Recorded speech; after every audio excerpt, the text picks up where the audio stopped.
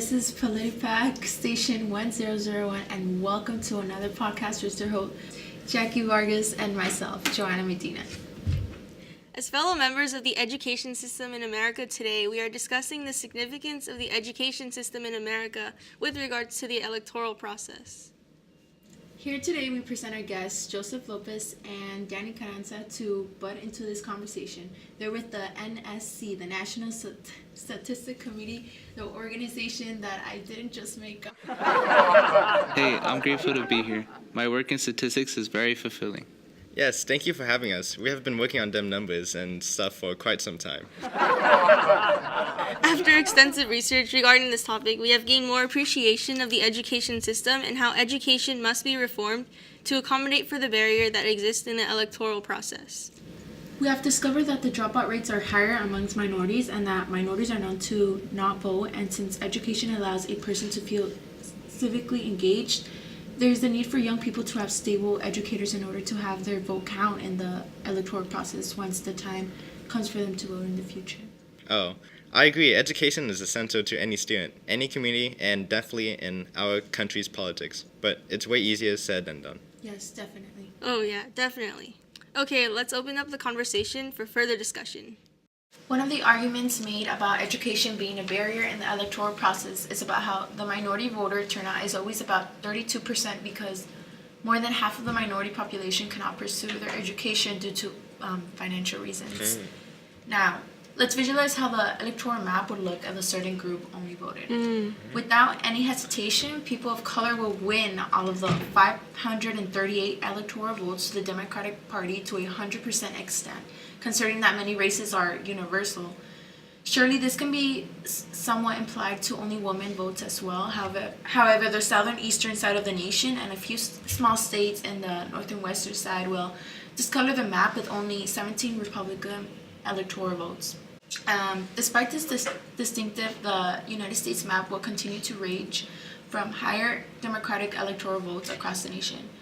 Now, if we switch things off to the dominant group in this country, that being whites, focusing specifically in men, we can see a huge contrast in the map where most of it is surpassed by more than half the electoral votes amongst the Republican Party.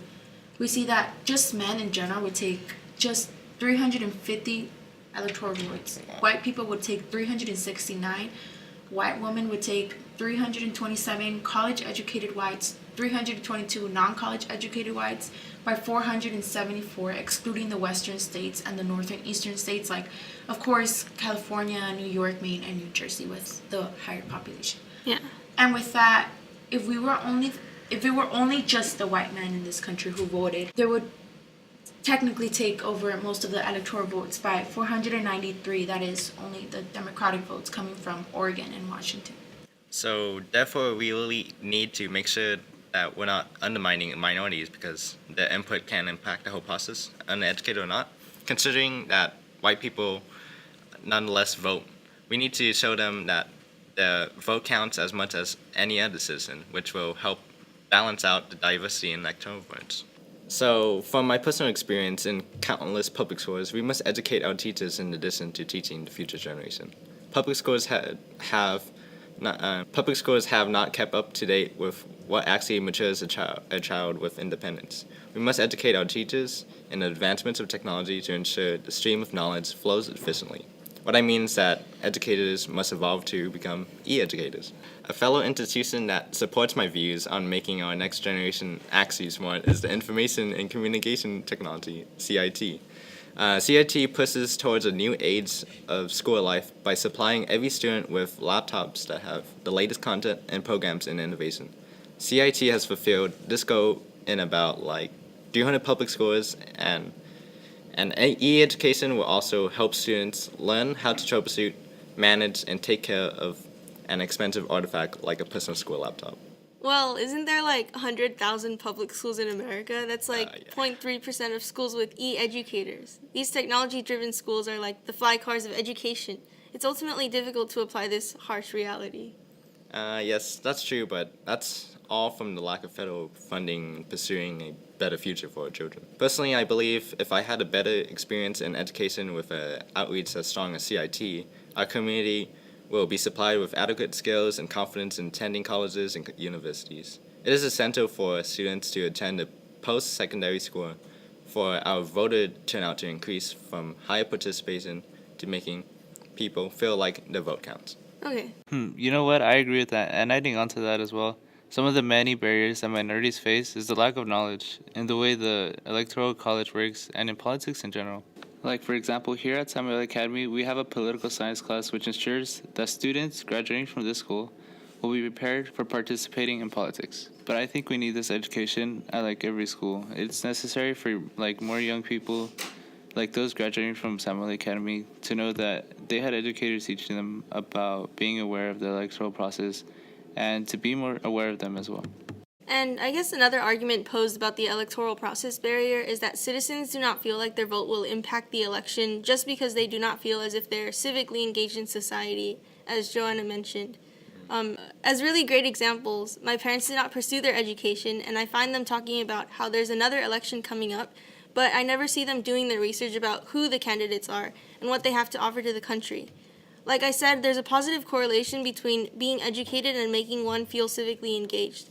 Those who are educated are more likely to do their research and have their vote matter. Do we really want this to continue? We need to make sure that everyone is getting the opportunity to get educated and not be ignorant about the electoral process. Like Danny mentions, his school offers classes in order to make students aware of how the elections are run or are running and what kinds of barriers to look out for that other people are facing. I agree, but I also think that it is necessary for more schools to do this, like Joseph says. We need to think about these things because are we raising generations who do not care to be civically engaged because of education?